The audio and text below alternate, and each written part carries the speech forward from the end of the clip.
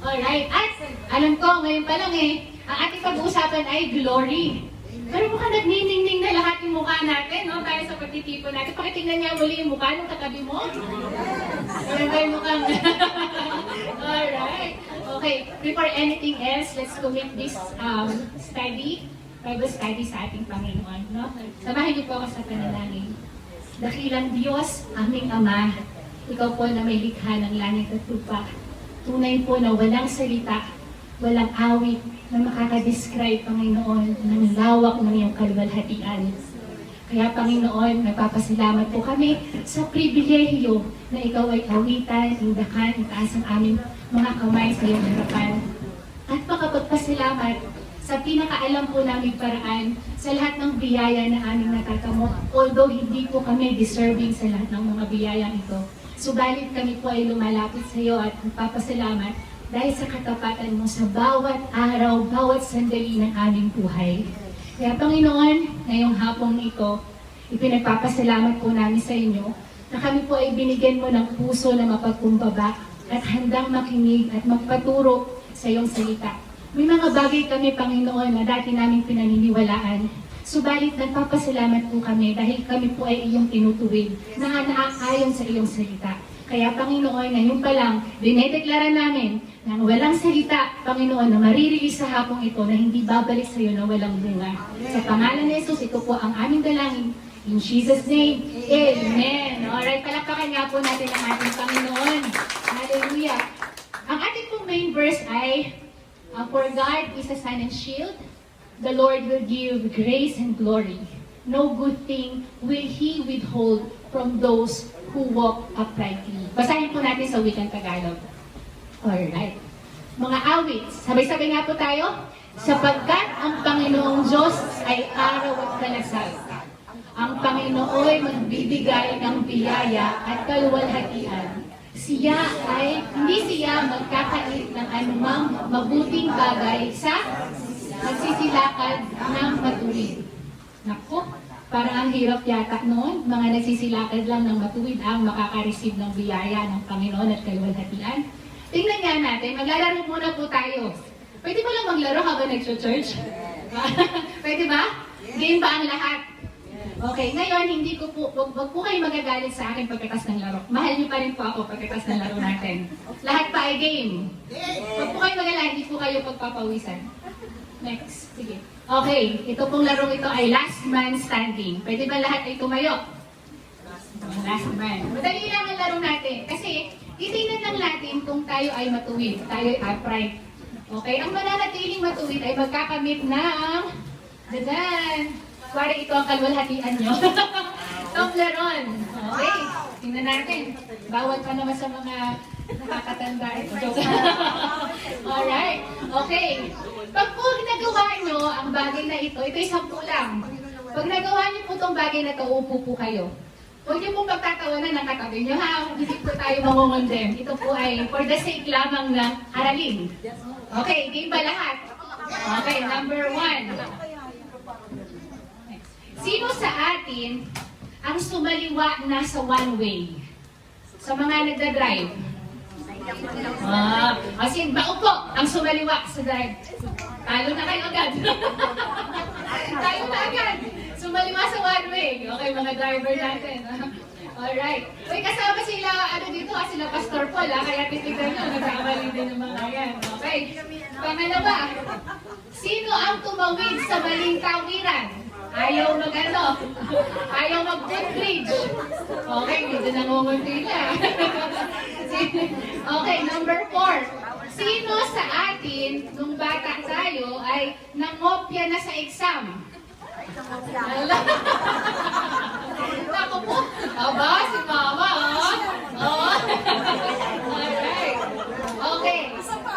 Walang cheating yan. O nangupit sa nanay at tatay. Dalawa na lang. Dalawa na lang tayo. Tatlo na lang kami nakatayo, ha? Okay. Sino po sa atin ang hindi nagbalik ng sukli? Sobrang sukli. Meron pa. Okay. Sino po sa atin ang nagtapon na ng basura sa lugar na nakalagay na bawal magtapon? Alright. Okay. Happy ka na pa. Sino po sa atin ang sumaway na sa utos ng magulang? Sino po sa... Kailangan meron akong tamang tanong dito, baka hindi ko sila mapaupo. Alright. Sino po sa atin ang nakapagsinungaling na sa buong buhay niya? Alright. Palakpakan po natin ng lahat at tayo po lahat ay hindi matuwid.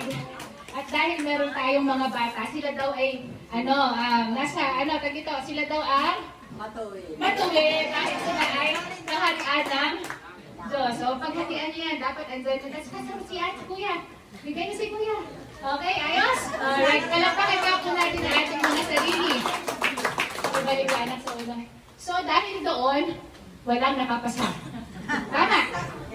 So, sabi po kasi dito, ang Greek word daw po na, unahin mo natin i-discuss po yung those who walk uprightly. Mga kapatid, tayo po ay hahaba ng ating lesson. Okay lang po ba? Abutin tayo ng kinabukasan.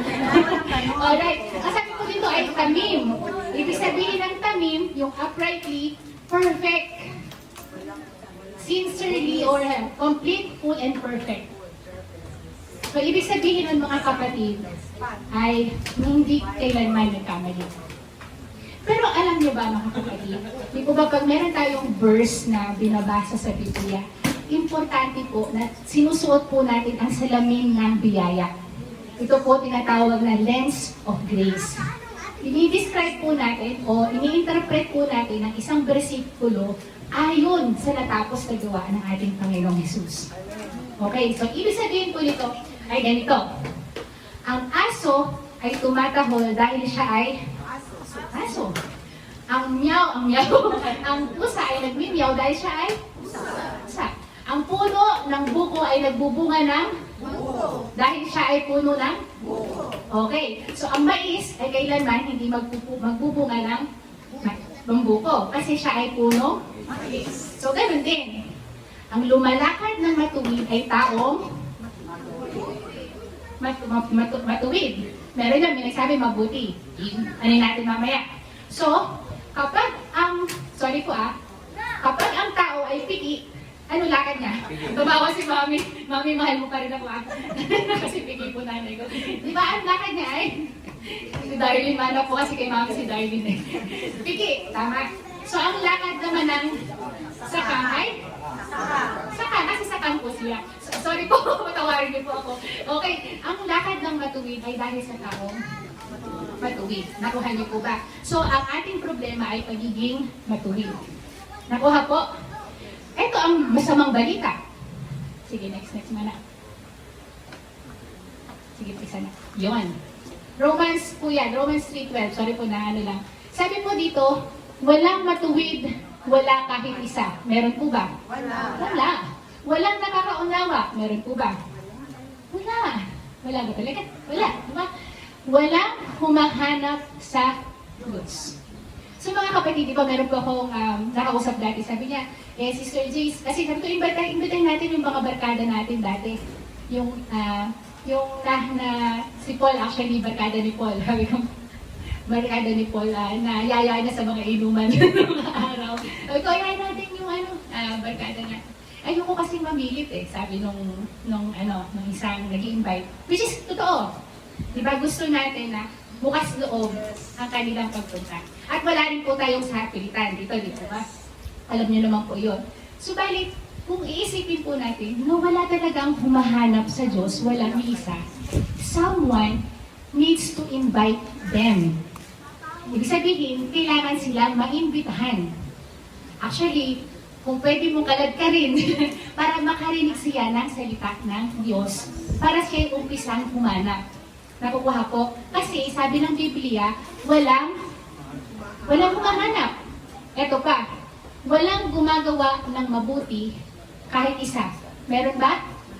Sister Jace, mabait naman ako kaya ako ay pinagpapala ng Panginoon. Di ba? Alam, ganun tayo, di ba? Ako lang po ba? Di ba, minsan may kataga tayo na akala natin dahil tayo mabuti, ay kaya tayo binibless. O minsan, pag meron tayong gustong i-comfort, di, mabait ka naman, sister, pagpapalain ka ng Diyos, mapapansin ka ng Diyos. Hindi pala mabait. Tama? Hindi pala mabait. kundi matuwid. Nakuha yung nabanggit kanina, matuwid. Next, basahin ko na. Sabi ko na dito, walang tao napawalang sala sa paningin ng Diyos sa pamagitan ng pagsunod ng kautusan. So, ibig sabihin, sabi daw ng Biblia, hindi ko po sabi, hindi rin sabi ni Paul, kundi ang Biblia nagsasabi na wala daw pong madedeklara na righteous o matuwid sa pamagitan ng pagsunod ng kautusan. Mamaya, wag mo na po kayo magalit sa akin. Tatapusin po natin yung lesson next. At ito pa, sabi po dito, for all have sinned and, pakibasa, fall short of the glory of God. Ano ibig sabihin ng fall short? Ito yung standard ng Diyos. Kung meron kang 10 utos dyan, at nagkamali ka sa isa, fall short ka pa rin. Alam niyo po ba yung pelikulang Tinimbang? Ngunit? Ay, mga matatanda, alam niyo. Kami hindi namin tinimbang ka, pero hindi. Tama po ba yung title ko? Tama po yung title mo. Tinimbang ngunit? Kulang. Kapos, fall short. Sapagkat ang lahat ay nagkasala, ito po sa wikang Tagalog, at walang sino mang nakaabot sa kalwalhatian ng Diyos. Papayag po ba, mga kapatid? So, ang pamantayan ay hindi pagiging mabait, kundi magiging matuwid. Paano yan, mga kapatid? Wala nang matuwid, wala may isa. Pero may good news. Sabi mo sa katabi mo, hey, good news. Handa ka na ba? Sabi mo, handa ka na ba sa good news? Alright. Sabi po sa, okay, Romans. Sabi dito, ngunit dahil sa kanyang, yun po ay grace. Grace and glory tayo ngayon, no? Na walang bayad niyang ibinigay. May bayad ba o wala? Wala. Malinaw, wala pong bayad. Sila'y itinuring na, oh my, tinuring na matuwid. Wala ka bang ginagawa yan, mga kapatid, ha? Sa pamamagitan nino, ni Kristo, na siyang nagpapalaya sa kanila. Palakpakan natin si Brother Ron. Alright, thank you po. Okay lang po, walang problema. Alam niyo po, kahit 5 minutes na lang bago matapos ang message, pumunta pa rin po kayo. Nakuha niyo po. Kasi minsan, isang salita lang ng Diyos, okay ka na. Para magpatuloy ka sa buong linggo. Isang salita lang ng Diyos, madinig mo, lakas mo na yon. Kaya po, kahit po kayo ay 30 minutes na late, hindi ko lang po sinasabing po, kainan na lang kayo pumunta. Hindi po maganda. So, maganda po makasama po namin kayo sa buong. Alright, commercial lang po yun. Nasaan na ako? Walang bayad. Okay, walang bayad. At, so, wala. So, nasiyang nagpapalaya sa kanila. So, ang tanong, Sister Jace, kilala ko naman yung Kristo ngayon eh. Actually, next week ay lagi nating napapanood yung mga mahal na araw, di ko ba yung mga pinapanood. Kilala ko naman eh. Paano naman ako matuturing na matuwid? Sabi mo sa katabi mo, paano? Basahin natin. Siya ang inalay, si Kristo daw po, ng Diyos bilang handog upang sa pamamagitan ng kanyang dugo ay mapatawad. Sister Jace, ibig sabihin ba, yung kasalanan ko, kasaobswelto na lang yan sa Panginoon? Wala na lang ba yan? Hindi. Tama, hindi. Kasi pag gano'n, walang hustisya ang Diyos. Tama. Pero God is a God of justice. Yung kasalanan, hindi mo pinagbayaran, pero merong ibang nagbayad. Nakakaintindihan po. Hindi po basta-basta pinatawad na lang ng Diyos. Ang gamit niya ay ang tugo ng ating Panginoong Jesucristo. Nakakasunod. Sabi po, saan? Ang kasalanan ng lahat ng... Pakilakas nga po. Ilan ang mananampalataya ng Panginoon dito? Alright. So kung ikaw ay mananampalataya, ikaw ay itinuturing na. So kung ikaw ay matuwid, pag binasa po natin yung verse natin kanina, tayo po ay mabibiyayaan ng grace at kalwalhatian. Sige, iyan pa natin. May papanood po ako sa inyo na maikli lang po na video. Ito po ay yung ginagawa nila lang nung araw, nung panahon ng Old Testament, paano po sila napapatawad sa kasalanan. Okay? Meron pong dalawang tao dito. Yung isa nakaputi, siya po ay yung pari. Yung siguro yung taong maitim, ay nakaitim, ay makasalanan. Okay, nakuha po. So, sige, play natin. Mabilis na po ito. Wala na pong sound, no? Ay, pakibalik ng anak sa una-una para... Ayan, alright. Okay, so yung makasalanan na Israelita, may dala po siyang puting tupa. Ang lalaki po na kaputi ay yun po yung pari o priest. Ina-inspect niya po yung white na lamb. Yan po ay sheep o lamb. Tinitingnan niya kung may sugat, kung maputi, kung nadapa, o mayroong problema. Tapos, nililay hands niya po yung lamb. Ngayon po, lahat po ng kasalanan, ayan, nakikinig, pumupunta po sa lamb. At ito po ang good news. Lahat naman po ng kaluwalhatian o yung ka-perfect kind ng lamb ay napupunta sa tao. At tapos, sa pamagitan daw ng dugo, ang tao po na yon ay pinatawad. At mula noon, yung taong makasalanan ay nakaka-receive ng pagpapala at kaluwalhatian ng Diyos. Lumalakad siya na nasa kanya, pabor ng Panginoon. Iyon po ay nung araw. Yan po ay istorya at litrato kung sino si Jesus sa ating buhay. Amen. In-inspect po ba nung priest yung nagkakasala?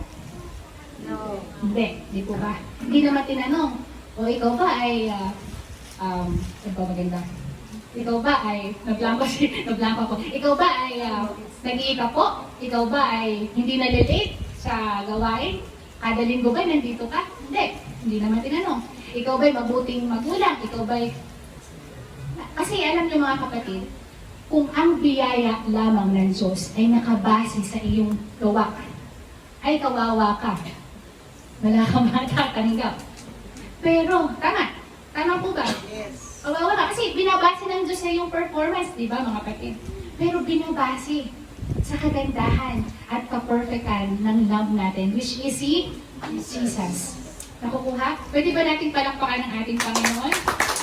Alright. So, mga kapatid, hindi na issue kung ikaw ay mabait o hindi. Ang issue ay kung meron ka bang lamb. Ang issue ay kung meron ka bang tagapagligtas na kukuha ng kasalanan mo at handang ibigay sa Kanya ang Kanyang kaluwalhatian. Nakukuha mga kapatid. Nakakasunod pa? Gusto niyo po ba maglaro ulit? Naantok na po ba? Nawala ko na po ba kayo? Alright, basahin natin mga kapatid susunod. Sabi dito, ang aking pagiging matuwid, sabi po yan sa Philippians 3:8-9, basahin ko na lang po sa 9.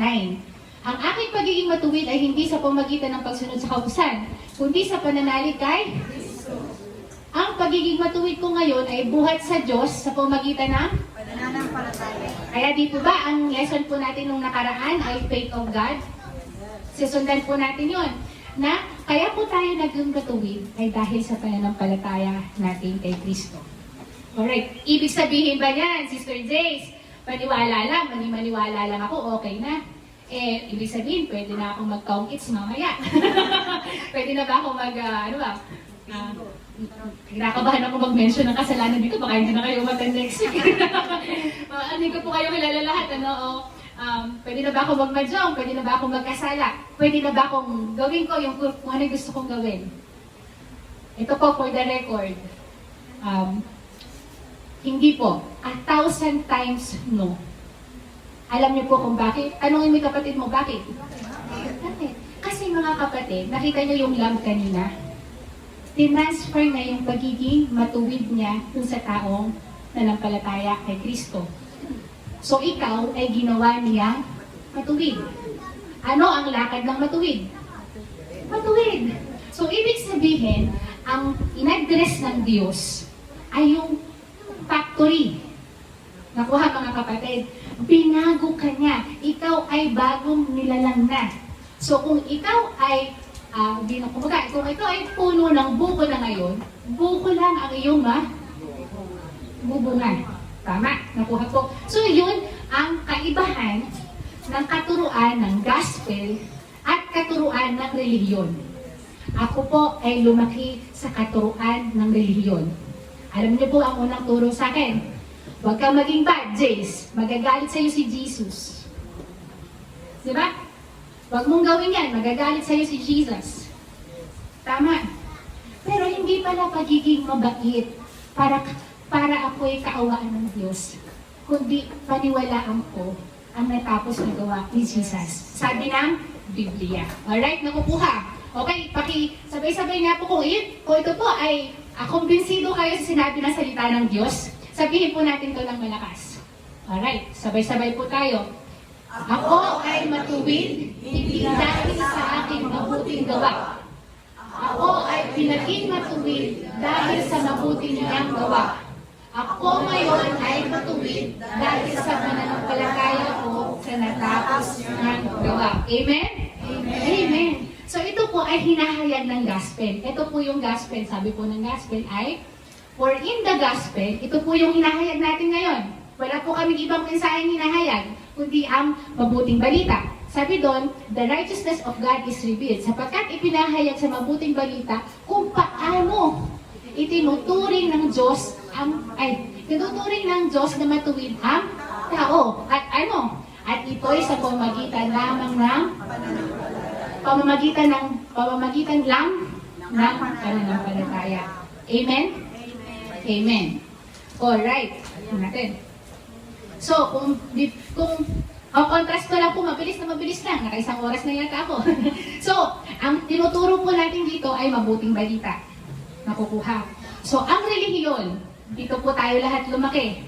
Ang tinuturo ng relihiyon ay paano ka emphasize in earning. Pinagtatrabahuhan mo yung biyaya. Pinagtatrabahuhan mo yung favor ng Diyos. Kailangan gawin ko to para po ako ay mapansin ng Diyos. Gawin ko to para ako ay kahabagan ng Diyos. Yun ang relihiyon, tama? O nagkasala ka, mag-pray ka ng madami. Naalala ko si Paul, kasi si Paul ay nagtatanungan sila, ilan ang pinapray sa'yo? Pag mas marami kasalanan. Diba? Ay, magtatawanan pa sila kasi madaming kasalanan. Pero hindi po pala ganon. Sabi ng Biblia po, hindi po ng sino mang relihiyon. Nakuha po. So, maging bukas na po ang ating puso sa gustong iparating sa atin ng Panginoon. Kasi mas magaan ang kalooban ng Panginoon. Ang sabi naman ng gospel ay receive. Kasi ito ay regalo. Tama. Pananampalataya na regalo sa'yo, tanggapin mo ang ginawa niya sa krus ng Kalbaryo. Ang relihiyon ay importance of sacrifice, devotion, or ritual or how much people do for God.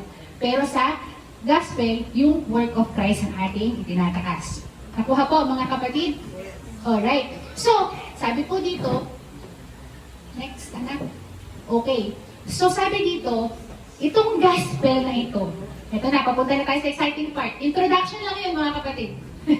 Alright. Sabi po dito, itong gospel na natidinig nyo, ito yung tumatawag sa inyo. Bakit? Para saan?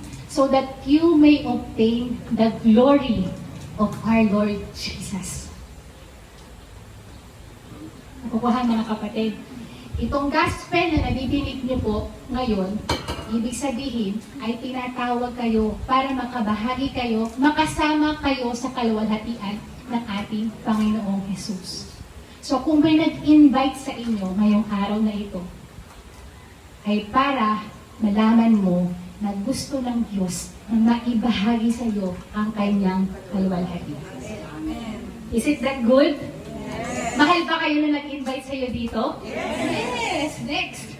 Pakitingnan at pakitapik ang nag-invite sa'yo dito. Alright. Ano ba tong glory, Sister Jace? Ano ba tong glory? Okay, medyo nagsasara yung isip ko pag nakakakita ako ng English Pero ito ay Grego. Mabilis lang, hindi ko po kailangan kabisaduhin niyo para lang po natin makita yung lalim ng salita ng Diyos. Sa Hebreo, sa Griego, palakpakan mga natin sila. Yay! Grabe malayo. Si Wendy ang malayo. Alright. Sir Wendy at saka sila. Okay na po. Napakagwapong anak. Pag wala po yung asawa ko. Alright. Praise God. Welcome po. Hello. Alright. So ano po ba itong glory? Ang glory po sa Griego ay doxa. Sabi niyo po, doxa. Ibig sabihin po nito ay good opinion. Parang paano ba? Pag nakita mo sino ba ang magandang artista ngayon? Artista? Kim Chu. Di ba parang ang ganda-ganda? Okay. Pag meron ka nakikita isang bagay na alam mong maganda, di ba? Parang wow, glory. Pag tumingin ka sa moon, sa stars, di ba? Wow, ang ganda. Pag tumingin ka sa misis mo, wow! Paano po? Wow! Alright. So yun. Splendor or brightness. Ito po yung glorious condition, yung pinakamataas na estado. Okay, di ba? Glorious. Okay. Sana naman sa Hebrew po, kasi ang Old Testament po ay nasulat sa Hebrew, ang ibig sabihin na po ng glory ay kabod. Sabi niyo nga po, kabod. Ibig sabihin, reputation. Sa reputation mo, di ba? Wealth. Di ba? Glorious din pala yung wealth. Splendor. Pag naman po sa context ni God, refers to the majestic presence, manifestation of His divine attributes. Alam niyo yun, meron kasing tao, halimbawa po paano ba explain? Di ba may isang tao, no? Pagpasok na sa kwarto, wow, ang heavy. Di ba? May ganon. Yung parang, pagpasok pa lang sa kwarto, ang heavy ng aura niya. So, ganon din ang Panginoon, di ba? Pag alam mo, nasa kalagitnaan mo ng Panginoon, mag-feel mo yung parang heaviness, yung glorious ng ating Panginoon. So, malinaw na po ang glory. Okay, sabi po sa next. Pero bakit gano'n, Sister Jace? Real talk lang, ha? Yung buhay ko, parang walang ka. Glory. Pakitingnan nyo nga po yung katabi nyo. Di ba? May sign, di ba, mga kapatid? So, bakit ba may mga panahon sa buhay natin na parang walang ka-glory-glory? Ito po ang sabi ni Jesus. Si Jesus ang may sabi. Sabi niya, did I not tell you that if you believe, you will see the glory of God? Sa Tagalog, hindi ba? Di ba sabi ko sa iyo, na kapag naniwala ka lang sa akin, makikita mo ang kalwalhatian ko. Amen? So, ibig sabihin, yung unbelief mo, yung hindi mo paniniwala, ang nakakahinder sa'yo, o ito po yung tinatawag nating talokbong. Talokbong, para makita natin ang kaluwalhatian ng Diyos. Pakitingnan nga yung katabi mo, kung may talokbong, baka may kulambo na yan, natutulog na. Alright? Okay. So, huwag mo na po kayo matulog, mamaya na lang, okay? Mamaya na lang sa inyo. Alright. Meron po isang libyo o may isang bansa na dahil sa kanilang kawalang unbelief. Ano ba sa Tagalog na unbelief, anak? Hindi paniniwala. Yes. Hindi paniniwala. Ay, namimiss nila yung glory ng Panginoon at makikita naman natin yung kagustuhan ng Diyos. Lahat ginawa na ng Diyos, pero may talukbong ang kanilang mga mukha. Ito po ay ang wilderness. Mabilis na bilis. Ano ba itong wilderness na to, Sister Jace? Para lang po sa kapakanan ng hindi pa nakakaalam na istorya. Meron pong, mag-umpisa ba ako? Kanina ba ako mag-umpisa? Kay Jacob. Okay. Si Jacob ay may 12, ang haba pala nito, no? Si Jacob ay may 12 anak. Ang anak na pangalawa sa bunso ay si Joseph. Si Joseph ay kinainggitan ng mga kamag-anak, ng mga kapatid niya kasi favorite daw. So si Joseph ay pinagbili ng mga kapatid niya, pinagbili, di ba? Pinagbili. Hanggang sa napunta si Joseph sa Ehipto. So sa Ehipto, ang namumuno doon ay pangalan ay Pharaoh. Yung Pharaoh na naginip, mabilis na lang po ito na naginip si Pharaoh na walang naka-interpret. Pero dahil may pabor si Joseph sa Diyos, siya ay may wisdom, na-interpret na yung panalangin. Ang panalangin ay magtatagutom sa Ehipto, sa buong mundo bahan, magtatagutom at kailangan, sinabi ni Joseph na mag-impok kayo ng madaming pagkain para pagdating ng paggutom ay meron. Madalit sabi, ang Ehipto ang nag-stand out nung panahon ng famine. Right? Yun ay dahil kay Joseph. Hanggang sa yung mga kinatuwa ni mga kapatid ni Joseph pumunta ng Ehipto at madalit sabi, nagkabati sila, nagkaganyan-ganyan, peace and offering, ganyan-ganyan. Lahat ng Israelite ay napunta sa Ehipto. Yun nga lang, may isang Pharaoh, lumipas na lumipas ang maraming taon, itong bagong Pharaoh, hindi kilala si Joseph. Eto mami yung Israelite sa Egypto, ginawa nilang alipin. Nakuha. Ang Diyos ba papayag na alipin ka? Hindi. Kasi ayaw niya nun. Gusto niya kalwalhatian para sa'yo. Tama. So, ang ginawa nun ay pinangakuan sila ng Panginoon ng tawag na Promised Land. Sabihin mo sa katabi mo, Promised Land. Ito ay parang, actually may isang verse po doon na sinasabi na glory na land where nagpo-flow ng milk and honey. Ibig sabihin po nun, a wealthy place. Nakukuha. So, ang ginawa ng Panginoon, next anak. So, niligtas sila ng Panginoon sa pagiging slave. Ano nangyari? Nakita natin, mula dun sa Egypto, ay baba mga kapatid, natok na, Egypto ay, ang mula sa Egypt, papunta sa Promised Land, hanggang sa dumating sila sa isang sea na kailangan niyang hatiin. Hinati ko ang dagat na pula. Di ba, yun yung kinanta natin nung nakaraan? Ano pa? Sa tuwing umaga, nilalagay sila ng pillars of clouds para hindi sila mainitan. Sa gabi naman, sila ay nililid ng fire para sila may tanglaw sa gabi. Di ba? Alam mo yan yung, siguro kung ako yung nabuhay nung araw, tapos ako yung tumatawid doon, nakakita ako ng mga shark na, alam mo yun, na lumalangoy habang hati yung dagat. No? Makikita mo, tapos inaapakan mo mga shell. Tapos makikita mo, merong pagong, merong stingray. Di ba? Nakakamangha ang ginawa ng Panginoon. Pero alam nyo ba, next, ikatatlong araw pa lang pumunta sila, kasi wilderness, desert ang kanilang katawiran, no? Desert. Alam niyo po ba, na pangatlong araw pa lang, nauuhaw na ang mga Israelita. Nagreklamo. Ano ngayon? Ano na? Ano na ngayon? Nauuhaw na kami. Ano na ngayon ang iinumin natin? Sila ay napunta sa lugar na Mara. Ang ibig sabihin pala ng Mara ay bitter. So huwag niyong papangalanan yung mga magiging anak niyo, mga anak, na Mara. Kasi bitter pala yun. Nakuha? Pero natatandaan niyo po ba yung share dati ni Pastor Paul? Na ano yung ginawa ng Diyos? Inutusan niya si Moses. Maghagis ka ng wood. Tapos yung bitter naging sweet.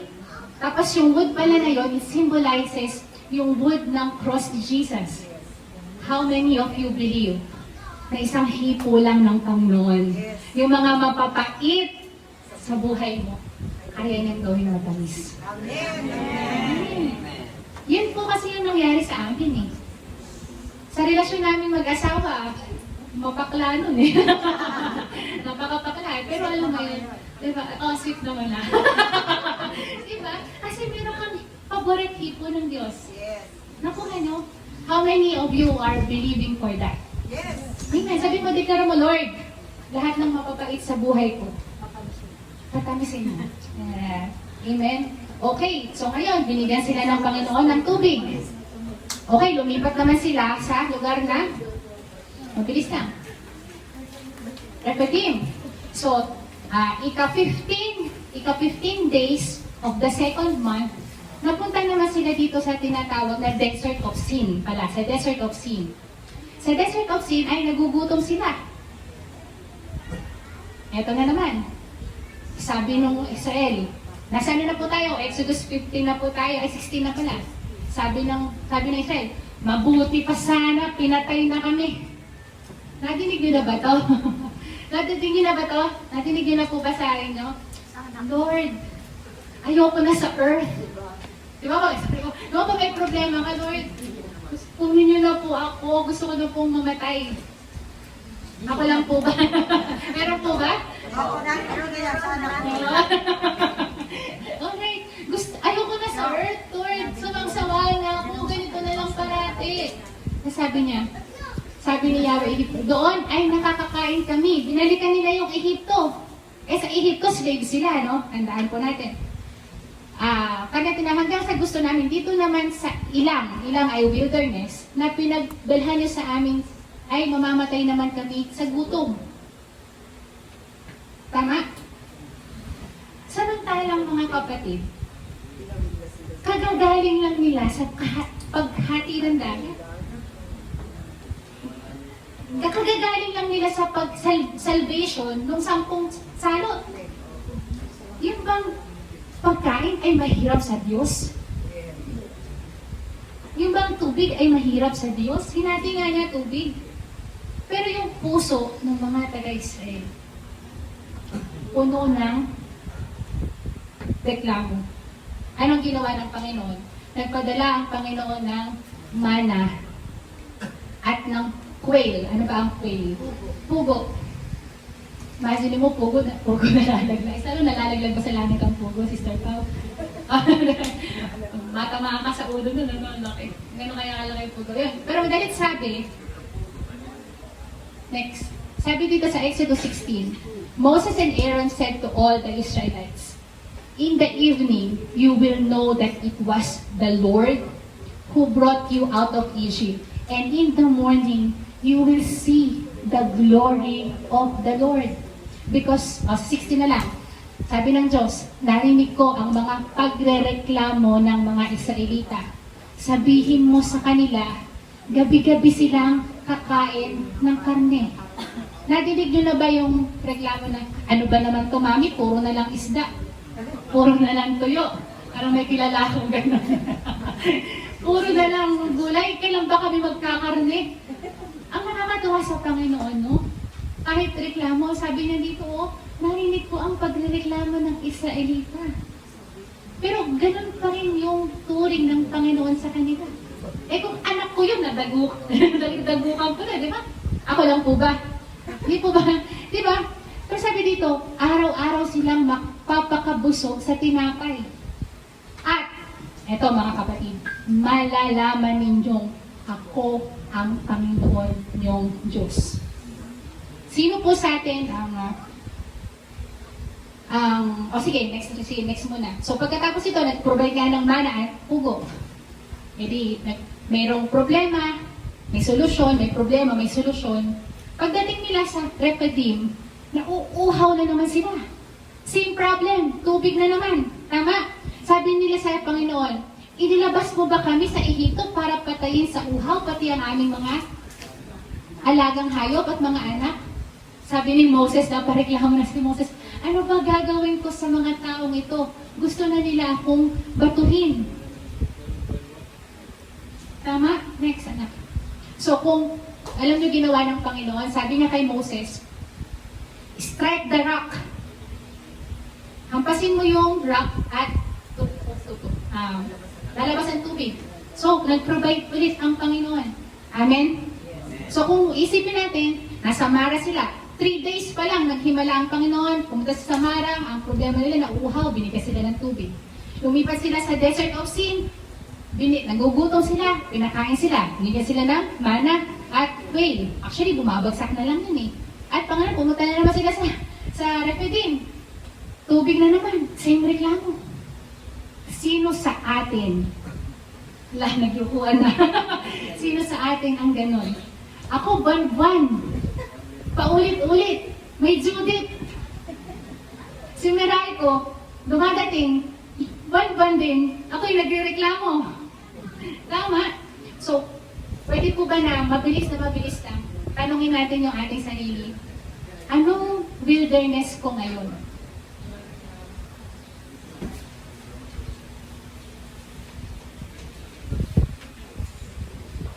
Dumating pa sa punto na sabi ng Israelita, "Is the Lord among us or not?" Dumating ba sa punto ng buhay niyo na sinasabi, "Asan ka na ba, Lord? Hindi kita maramdaman. Asan ka na ba? Hindi kita matinig. Hindi kita makita. Pinabayaan mo na ba ako?" Okay.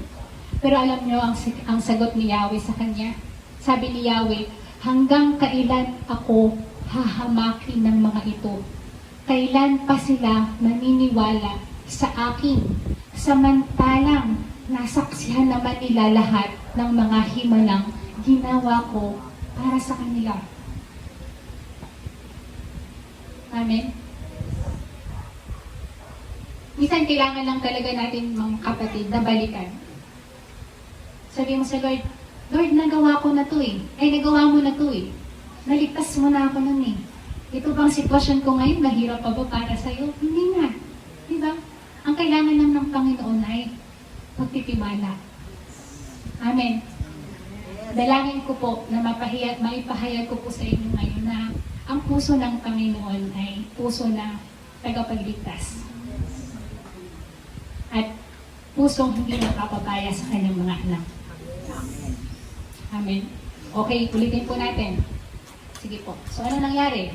Ito po ang kanilang ikot-ikot, no? At ito po ang kanilang ikot-ikot. May problema. Ito naman talagang ginagawa natin, di po ba? Pag may problema, tayo po ay mananalangin. Hihingi tayo ng solusyon. Kaso may reklamo pa minsan. Ito na naman ang problema. Hihingi ka na naman ng solusyon. Ikot ka naman. May problema ulit. Hindi naman kasi talaga mawala ang problema hanggang hindi ka pa kinukuha ni Lord, eh. Di ba, mga kapatid?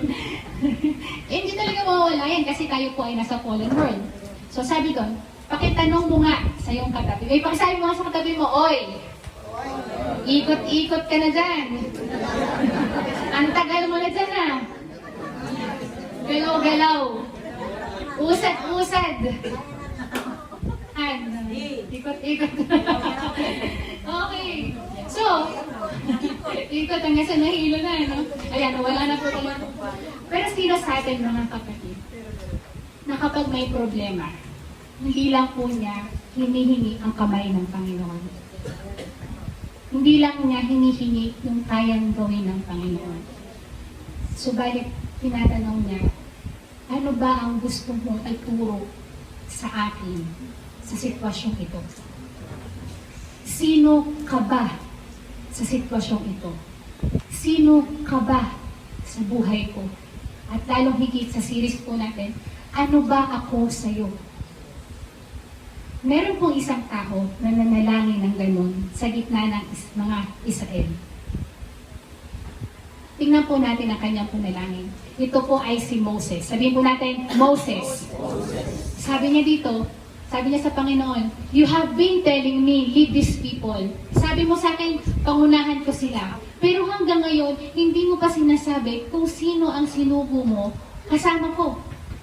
Sabi ni Moses, sabi mo, Panginoon, I know you by name and you have found favor with me. Sabi niya, sabi mo, Lord, kilala mo ako. Sabi mo, may pabor ako sa iyo. Favor ay crown. So, alam ni Moses kung saan siya nakatayo. Nakatayo siya sa favor ground. Sabihin natin, favor ground. Nakatayo ako sa favor ground. At alam niya na kilala siya ng Diyos. Sa libo-libong tao, bilyong-bilyong tao sa mundo, kilala si Darlene ng Diyos. Kilala si Sister Susan ng Diyos. He knows you by name. At alam po ni Moses yon. So alam ni Moses kung sino siya sa Diyos at alam ni Moses kung sino ang Diyos. Nakuha. Sabi niya, if you are pleased with me, teach me your ways. So parang ganito yung sabi ni Moses eh. Ama, eto yung problema. Wala kaming tubig. Wala kaming pambayad ng Meralco. Ano po ba yung gagawin natin?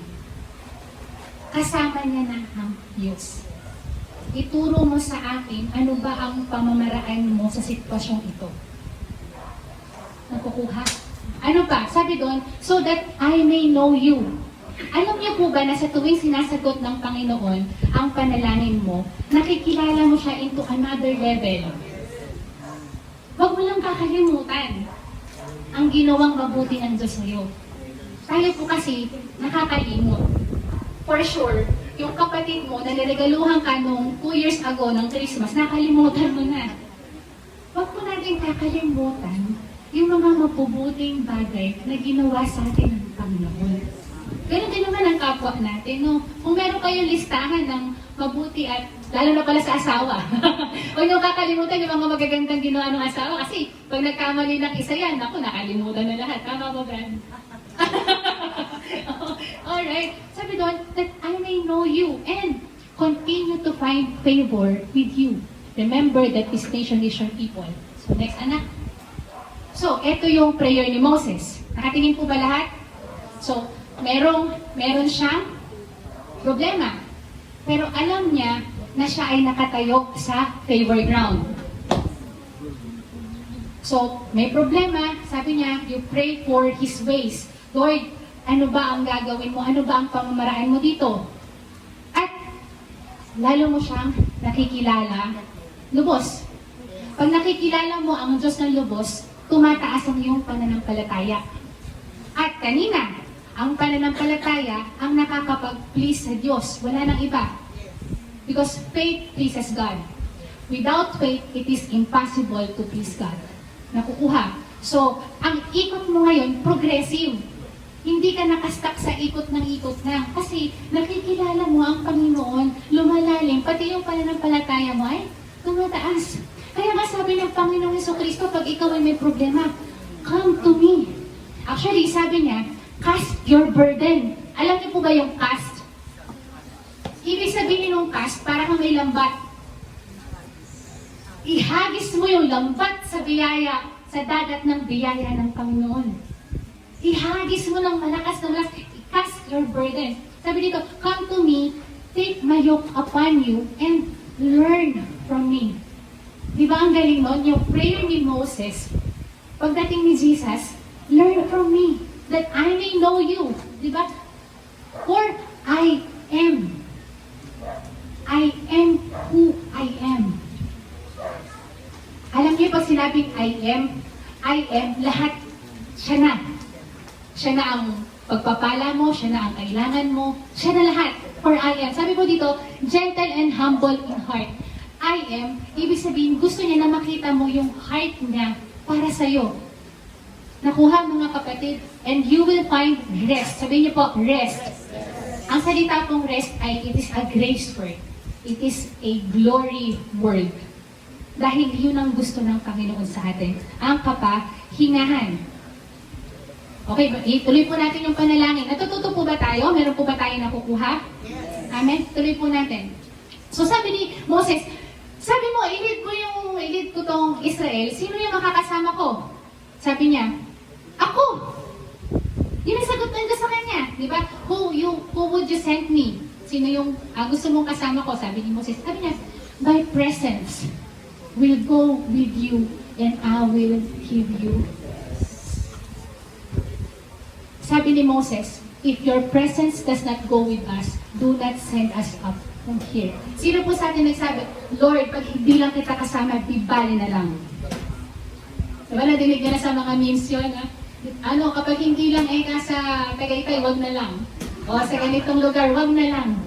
Kung hindi lang itong boyfriend na to, wag na lang, Lord. Hindi na ako tatanggap ng ibang boyfriend. Aray ko. Diba? Pag sabi ni Moses, kung hindi lang ikaw, Panginoon, wag na lang. Meron po akong paboritong quote na ever since po na nung bata ako, paborito ko na siya. Sabi po dito, in your journey towards promised land, you would have reached your destination once you finally realize that your glorious place is not actually a place, but a person whose name is Jesus Christ, the God who has been with you all this time. Ibig sabihin nun mga kapatid, makakapunta ka ng, actually, meron kang promised land. Alam mo, may pangako ang sa'yo, either pagdodoktor ba yan, bagong bahay ba yan, karir ba yan, asawa ba yan. Tapos parang alam mo na pinangako sa'yo ng Panginoon yun. Tapos napakalayo mo pa sa ganong sitwasyon. Sabi po dito, marirealize mo pala na nakarating ka na sa destination mo. Nung ma-realize mo na ang glorious place mo pala ay hindi place, kundi person. Si Jesus na nasa iyo ever since. Amen? Can we just thank the Lord? Palakpakan po natin ang ating Panginoon. Lord, we thank you, Panginoon, dahil kasama ka namin sa lakbay namin. Amen? Amen. Next. So sabi dito, tinuloy lang po yung panalangin. Sabi po dito, And the Lord said to Moses, ito na. Ito, pag sinabihan ako ng Panginoon ito, ay, lulubusin ko to. Sabi niya, I will do the very thing you ask. Lahat daw ng hilingin. Sino sa atin gusto lahat ng hilingin gawin ng Diyos? Because I am pleased with you. Nasa favor ground siya. And I know you by name. Alam niyo yung sagot ni Moses? Sa dami-dami niyang pwedeng hilingin, ang sabi niya, now, show me your glory. Yun ang hiningi ni Moses. Hindi siya naghingi ng kahit anong material, kapangyarihan, maging hari. Ang hiningi niya sa Diyos ay yung glory ng Diyos. Amen? Sabi po dito next. At eto ang sagot ng Panginoon. Nakakamangha. Sabi ng Lord, I will cause all my goodness to pass in front of you. Sabi niya, lahat ng mabuting bagay mararanasan mo in front of you, sa mata mo, kitang-kita mo. I'll make sure na lahat ng gagawin ko ay mabuti sa harapan mo. Sabi ng Diyos yan. Pero alam niya, sabi niya sa bandang huli, He said, you cannot see my face. Ano ibig sabihin ng mga kapatid? Yung palang glory sa paningin ng Diyos ay ang kanyang mukha. Dinipay natin yung glory kanina, di po ba? Pero sa Diyos, ang ibig sabihin ng kalwalhatian ay kanyang mukha. Pero sabi dito, for no one, sabi niyo po, no one may see me and live. Hindi kasi pwedeng makita ang Diyos na hindi ka papatay. Di ba? So, it is impossible. How many of you know, ako, I really believe, na gustong ipakita ng Diyos ang kanyang mukha kay Moses? Kasi, ano pa lang dito pa lang sa Ehipto, lahat ng kapangyarihan mo, pinapakita niya na eh. Kasi gusto niya yun eh. Parang tatay mo. Lahat ng gusto niya mabigay sa'yo. Tama ba? O ako lang may tatay na ganun. Di ba, Nade? Gusto ko ng kotse. Uutang na rin ng bahay at lupa. Ha? Bukas, so hapon na. Alright, di ba? You cannot see my face. Pero ito ang good news, mga kapatid. Ito na, ang pinaka-exciting part. Next. Sabi dito, imposible na ipakita ng Diyos ang kanyang mukha sa tao kasi mamamatay. Pero gumawa ng paraan ang Panginoon sa katawan ng ating Panginoong Jesucristo. Amen? So dahil nagkatawang tao ang Diyos na punong-puno ng kalwalhatian, alam niya na hindi pwedeng makita siya ng tao na hindi namamatay ang tao, He made a way. Kuha, mga kapatid. Sabi dito, you cannot see the light of the God of this age has blinded the minds of the unbelievers. Tinatalokbungan para hindi makita. So that they cannot see the light of the gospel. Pag pinoproclaim ng gospel, gumagawa ang kaaway para hindi maintindihan ng tao yung gospel. Kasi kung maintindihan ng tao yung gospel, siya'y matagumpay. Ayaw ng kaaway nun eh. Ayaw ng kaaway nun na mapunta ka sa Diyos. Gusto niya sa kanya ka lang. Hindi tayo papayag. Di ba mga kapatid? Hindi rin tayo papayag na yung mahal natin sa buhay kay Satanas. Amen. So sabi doon, the glory of Christ who is, the image of God. Sabi sa John 14, anyone who's seen me has seen the Father. So ibig sabihin, next slide. Sabi doon, tingin po tayo lahat sa slide So si Jesus Christ, yung dwelling place ng glory ng Diyos. Alam mo yung siksikin ng Diyos sa sobra niyang kaluwalhatian, siksikin niya yung sarili niya sa isang katawan tao. Siguro kung ako ang Diyos, may hirapan ako dun kasi hindi ko ma-exercise yung full power ko. Pero ginawa ng Diyos yun. Para Para makita natin ang kaluwalhatian niya. Sabi po sa Colossians 2:9, in Christ, all the fullness of the deity lives in bodily form. Tingnan po natin ito lahat. The Son is the radiance of God's glory. And the eksakto po ba?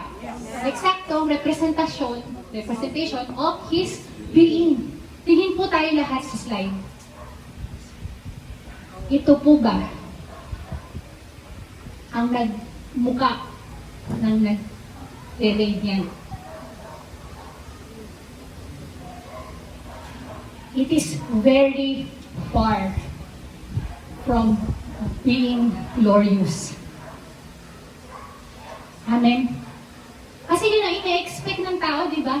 Makita niya yung kaluwalhatian ng Diyos. Sabi po dito, He had no beauty or majesty, sabi sa Isaiah, to attract us to Him. Nothing in His appearance that we should desire Him. Sister Jace, bakit ba kailangan dumanak pa ang dugo? Bakit ba kailangan maranasan ni Kristo yan? Hindi ba pwede na pagdating niya dito sa earth, mag-reign na siya? Huli na lang lahat-lahat niya yung kanya, tapos maghari na siya? Kayang gawin ng Diyos yun, di ba? Kaya? Kaya. Pero bakit? Ang tanong mo sa katabi mo, bakit? Bakit kailangan pang gawin ng Diyos yun? Bakit kailangan pang gawin ni Christ yun? Ito ang kasagutan sa next slide, mga kapatid. In bringing many sons and daughters to glory. Nakuha, mga kapatid? Nakukuha niyo ba? Ibig sabihin, ayaw lang ng Diyos na makita ng tao ang kanyang kaluwalhatian. Ayaw lang ng Diyos na maranasan mo ang kaluwalhatian niya. Ang gusto ng Diyos ay madala ka niya mismo sa kanyang... Pwede ba natin palakpakan ng Panginoon? Gusto niya na maidala ka niya sa kaluwalhatian ng Diyos.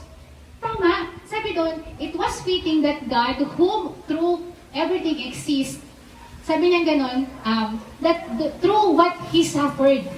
Ibig sabihin, kailangang pagdanasan ng Diyos na mawala yung glory niya para maibigay niya sa'yo. Madala ka niya doon.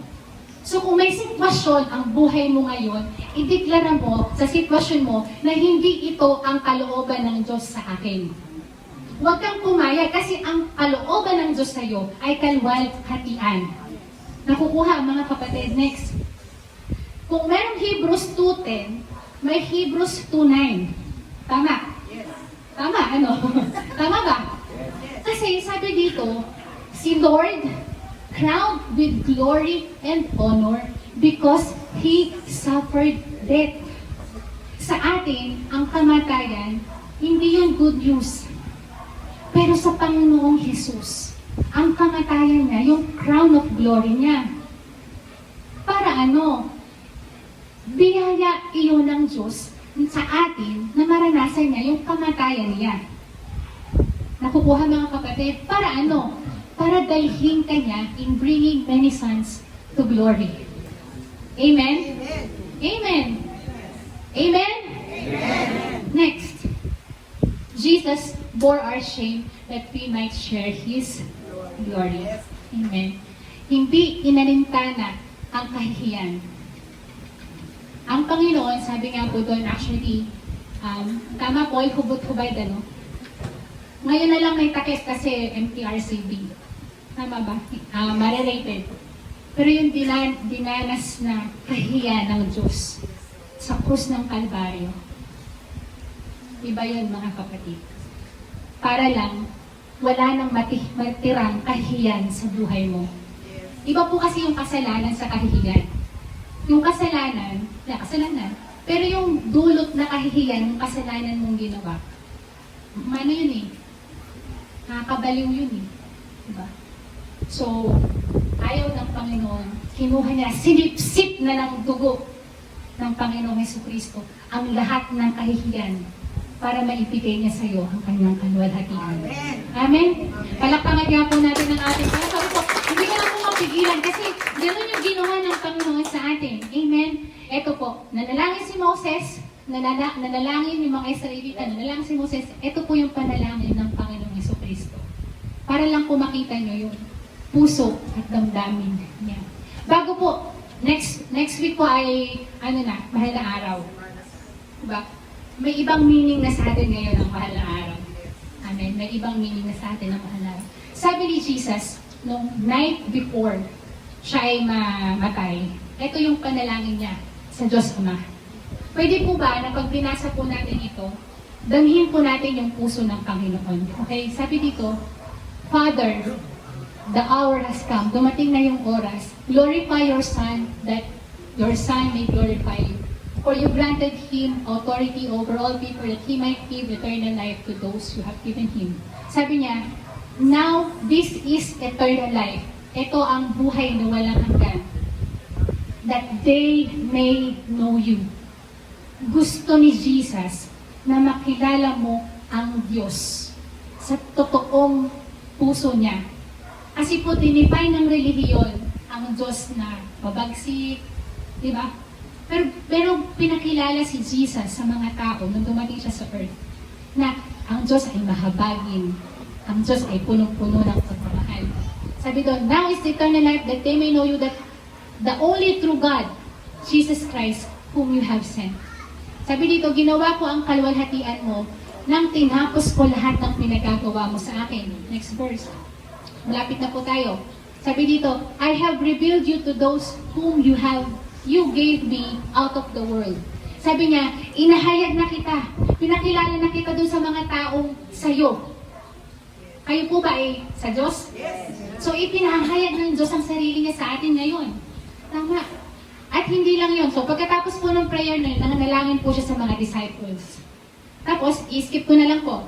Jesus prayed for all believers. Kasi ano yun ang mga disciples, tapos nag-preach yung mga disciples, napunta sa mga early Christians, nag-preach ng gospel yung mga early Christians hanggang dumating po sa atin, dumating kala Pastor Paul, kala Pastor Virgin, dumating po sa atin, na pinipreach po sa inyo ngayon.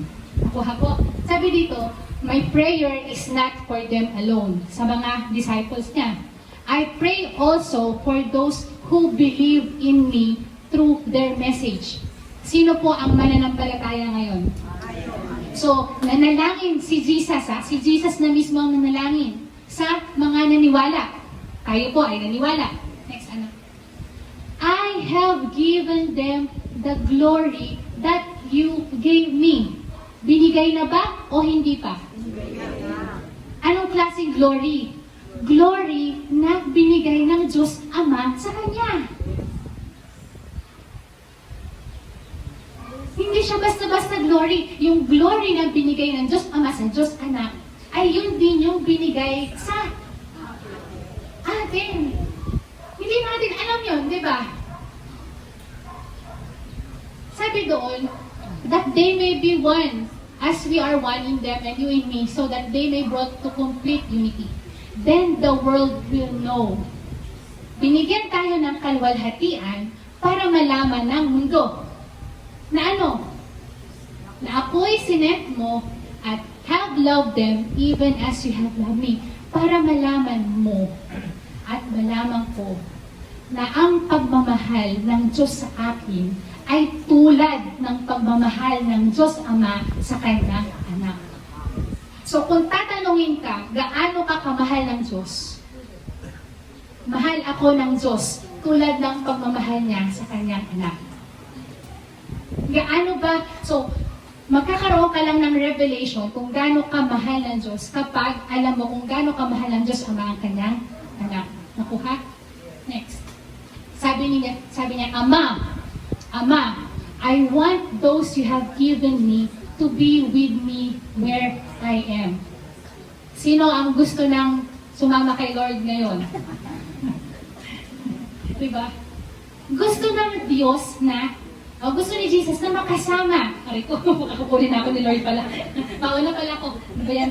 Okay, with me where I am. To see my glory. Sabihin nga po natin, to see my glory. The glory that you have given me because you loved me before the creation of the world. Di ba mga kapatid? So next. Sabi niya, righteous Father, though the world does not know you, I know you, that you know that you have sent me. I have made you known to them, and I will continue to make you known in order that the love you have for me may be in them. Yung pagmamahal ng Diyos Ama sa Diyos Anak ay makuha din natin. Hindi basta-bastang pagmamahal yon, mga kapatid. Sabi doon, that I myself, imagine mo, yung sarili niya na mismo, myself, sarili ni Jesus, He Himself may be in them. Nakuha po, mga kapatid? Kuha-kuha niyo ba? Sabi niyo, kuhang-kuha ko. Tulog na ako. Next. Alright. Palagay niyo po, kung si Jesus ang nag-pray nun, susundin ba ni God yun? Palagay niyo, answered prayer ba si Jesus? Ito ang totoo. Sabi po sa Colossians, living within you is the So, ang sabi po dun, ang nakatira sa'yo ngayon ay sino? Si Kristo. Iba ang meron po kasi iba talaga nakatira. Evil spirits. Pero sa atin, tayo mananampalataya, ang nakatira sa'yo ay si Kristo. Ako po ba may sabi niyan? Si Pastor po ba? Biblia.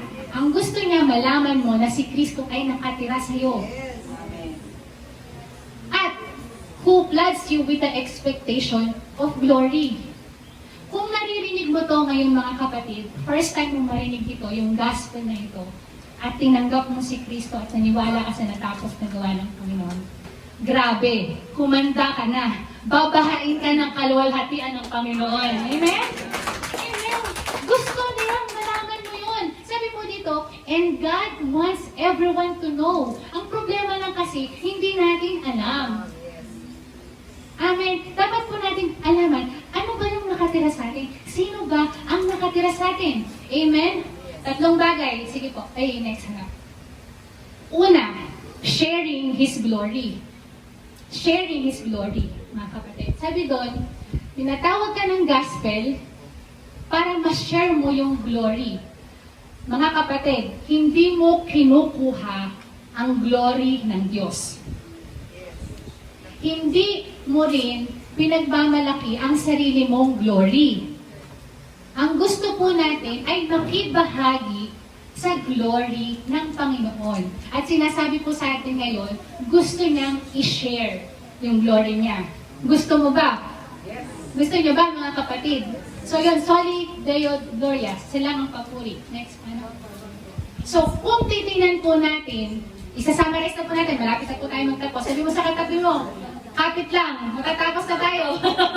Sabi po dito, eternity past, so eternity past, ibig sabihin, bago nilalang ang mundo, bago pa nilalang ang mundo, sobrang eternity. Nakuha niyo po. So, bago pa nang likhain ang mundo, ano daw doon? Kilala ka na ng Diyos by name. Hindi ka pa pinapanganak. At kilala ka ng Diyos, ikaw ay pinredestina ng Panginoon, at ikaw ay nakapredestin, ikaw ay tinatawag. So kung nadidinig mo ang mensahe ngayon ng gospel, ibig sabihin, tinatawag ka na ni Lord. Tinatawag ka ng Diyos. Para ano? Para ikaw ay mapawalang sala. Diba? Ikaw ay gawing matuwid, at higit sa lahat, ikaw ay i-glorify. At iyon ang destiny mo. Yung iba po nagpapakamatay na kasi hindi nila alam ang destiny nila. Hindi nila alam ang plano ng Diyos sa buhay nila. Amen? Next po. Roma 8:29. Sabi po dito sa Tagalog, ang mga pinili niya noon pang-una ay kanyang tinawag. Sino po ang mga tinawag? So, pwede po natin sabihin na tayo ay kanyang pinili. At ang mga tinawag ay kanya rin pinawalang sala. At eto na ang pinakamasaya. At ang mga pinawalang sala ay binahaginan ng kanyang kaluwalhatian. Amen? Ikaw ba ay nakatanggap ng kaluwalhatian ng Panginoon? Amen. Next. So, may shiner na glory, may nare-reflecta ng kayong glory. Ibig sabihin po ng reflect, parang mirror. Pag tumingin ka sa mirror, wow! Wow! Nire-reflect mo na yung glory ng Diyos. Sabi po dito, hindi daw po tayo tulad ni Moses, na may talukbong sa muka kasi nawawala yung glory. Kasi po nung araw, si Moses, pagkausap niya ang Panginoon, nagniningning talaga yung mukha niya nare-reflect niya Kaya lang paglabas niya, nawawala yung glory kasi ni-reflect lang niya. Pero sa atin kasi, living within. na yung glory, si Christ, hope of glory. So yung glory po natin, hindi kumukupas. Amen. Sinasang-ayunan niyo ba yun, mga kapatid? Sabi doon, maalis lamang ang talukbong ng iyon kapag nakipag-isa kay Kristo. Sige, i-comment natin, next natin. Kapag lumapit ang tao sa Panginoon, naaalis ang talukbong. Sabi doon, ang Panginoong binabanggit dito ay ang Espiritu at ang Espiritu ng Panginoon ang nagbibigay sa atin ng kalayaan. At ngayong naalis na ang talukbong, nagniningning sa ating mga muka ang kalwalhatian ng Panginoon. Amen. Kaya hindi niyo na po kailangan magpa-derma. Hindi na kailangan magpa-facial. Tama ba? At ang kalwalhatiang iyan ay kanino nagbumula? Sa Panginoon na siyang Espiritu at siyang magbabago sa atin mula sa isang antas ng kalwalhatian hanggang tayo'y maging kalarawan niya. Wala po akong problema kung si Kristo ang nakakamukha ko. Kung si Jose Manalo, aray, diba ayoko siyang maging kamukha kahit medyo konti na lang. Diba? Makakamukha ko. Isa-susa naman eh. Okay. Next, sabi ko sa wikang English, ever-increasing glory. Can you say amen? Amen. Pag po kasi nagsasabi tayo ng amen, kine-claim mo yun. Kinukuha mo yun sa spirito mo. Hindi ka papayag na pag-uwi mo, hindi mo nakuha yun. Sabi na sa ganun, just ever-increasing glory. From glory to glory, to glory, to glory, to glory. Amen? Can you say amen? Next, which comes from the Lord, who is the story of God. Kaya sabihin mo sa katabi mo, arise! Bangon! Bangon na, matatapos na. Okay, gising! Gising! Alright, sabay natin, sabihin, shine! Shine! Shine! Shine! Meron ka ka, shine! Jesus, shine! For the glory of the Lord is risen upon you. Alam nyo, next Sunday, celebrate natin ang Pasko ng Pagkabuhay. At iyon yung nag-risen sa atin. For the glory of the Lord is risen upon you. Sabi dito, behold, the darkness shall cover the earth, and deep darkness to the people. Madilim po ba ang sanlibutan? Yes. Pero ang sabi dito, but the Lord will arise over you, and His glory will be seen upon you. Pakititigan nyo na po ngayon ang katabi nyo. Diba? His glory will be seen upon you. Amen? So may tatlo, may apat. Manifested. Manifested glory, yun yung nakikita mo yung galaw ng Panginoon. Shared glory, nakibahagi ka na sa kalwalhatian ng Panginoon. Reflected glory, nagniningning ka na sa kalwalhatian. Nakikita na ng ibang tao na nagniningning ka. Hindi ikaw actually, yung Panginoon na nagniningning sa'yo. Malinaw, mga kapatid. At huli, ito na last. Meron pang glory to come. Meron pang glory na darating. Sabi doon, kaya't kami ay hindi pinanghihinaan ng loob. Sino sa atin, sa mga problema niya, pinanghinaan na ng loob? Ako lang ba? Hindi. Sabi doon, bagamat ang aming panlabas na pagkatao ay nabubulok, ay pangit naman, nabubulok, ang aming panloob na pagkatao ay binabago araw-araw. Amen? Binabago araw-araw sapagkat inihahanda tayo nitong magaan at panandalian. Sabi mo, panandalian lang yan. Kapighatian. Para sa ano? Walang hanggang at hindi masukat na kalwalhatian. Alam niyo po ba ibig sabihin ng hindi masukat? Hindi mo kayang ipaliwanag. Ako nga po, hirap na ako ipaliwanag, di ba? Kanina pa po ako pinagpapawisan, pinagpili ko po. Para lang maipaliwanag yung kalwalhatian na ako mismo hindi kayang unawain ng maliit ko pong kaisipan. Pero alam niyo po, salamat sa biyaya at sa Espiritu Santo. Kasi po kahit gaano natin i-describe ang glory ng Panginoon, hindi kasi sapat yung salita. Holy Spirit lang po ang makakapangusap sa inyo, sa iyo, para maintindihan mo yung kalwalhatian ng Diyos. Amen. Next. Alam niyo po ba na balang araw ay mayroong kasalang magaganap? Tayo po, ng mananampalataya, ay ikakasal sa ating Panginoong Hesukristo. And it is, and it will be, a glorious wedding. Sino po ba dito yung nakasal na? Diba? O, lahat. Siguro lahat naman po ng babae na biglang tumawa. Wala pa, no? Wag muna na. Pero ang gusto ko pong sabihin is, we are the bride beautifully dressed for her husband. Sa bandang huli, it will be a glorious wedding between us and Jesus. Kaya yung tingin mo sa problema mo ngayon, wala na. Alam mo yun, kumpara sa kaluwalhatiang kakaharapin mo. Nakukuha? Minsan po kasi nakapokus na tayo sa problema, nakalimutan mo na yung mas maganda pa ng pagdadalhan sa'yo ng Panginoon. Amen. At dito po tayo magtatapos. Sabi po dito, the sun, walang araw, the sun shall no longer be your light by day. Hindi na daw araw ang magtatanglaw sa iyo o sa atin. Nor the brightness of the moon, brightness shall the moon give light to you sa gabi. Hindi na daw yung liwanag ang tanglaw natin sa gabi. But the Lord, sabay-sabay nga po natin sabihin, but the Lord will be to you an everlasting light, and your God, your glory. Amen? Ang Diyos ang ating kaluwalhatian. Hallelujah! Amen! Sino po ang excited na doon? Alam mo na ginagawa ko po yung mensahe.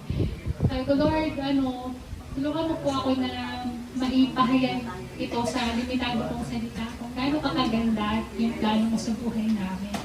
Sobrang ngalngal. Ngalngal. Life application. Alright. So, habang hinahantay natin yung kasalan, siyempre, dito pa tayo. Tama, mga kapatid. Paano natin i-apply ang ating natutunan? Nakadalawang oras po ba ako? 2 hours na dito. Ito muna. Declare that you are the righteousness of God in Christ. Ideklara mo na dahil sa biyaya ng Diyos, ikaw ay pinaging matuwid. Declare that you are standing on the favor ground. Mga kapatid, iba ang may pabor ng Diyos. Iba, nahihirapan araw-araw, hindi kumikita, pero alam mo pag may pabor ka ng Diyos, iba yon. Sabi doon, receive what you believe. Ito po yung tinuro ko sa atin dati. Di po ba? Tanggapin mo ang mga bagay na pinaniwalaan mo. Paniwalaan mo ang mga bagay na gusto mong ma-receive. By grace, through faith. Laging biyaya sa pamamagitan ng pananampalataya. Nakukuha natin ang biyaya ng Diyos sa pamamagitan ng ulitin. Nakukuha natin ang biyaya ng Diyos sa pamamagitan ng lahat posible sa mga taong pananampalataya. Pagkatapos, you step into a greater glory in Christ Jesus. It is from glory to glory to glory. Amen? Ating life, ating big idea. Sabay-sabay po tayo. Kay Kristo, ako'y binahaginan ng kaluluwa. Palakpakan po natin ang ating Panginoon. Amen. Hallelujah.